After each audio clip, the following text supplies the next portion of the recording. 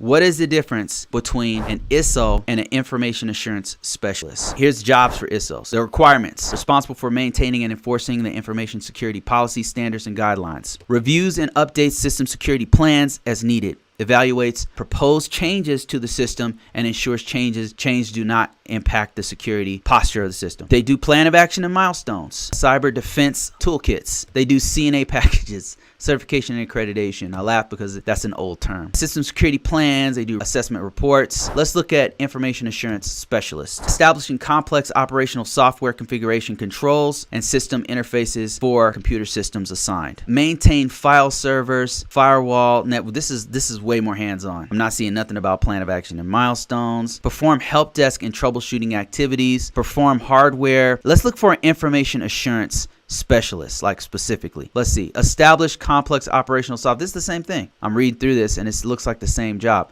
A little bit more hands-on. The information assurance specialist, and look at this. You got to have a top secret clearance. Like I said, government, DOD type stuff. Security policy expertise. NIST 853 standards. Stay current with the headquarters policies. Develop recommended new and updated local policies. You're developing policies. That's the ISSO type stuff right there. Provide a timely manner summary, advisory, and assessment reports, policy changes, and then you're also doing vulnerability management expertise. You're doing ACAS. You're mitigating vulnerabilities.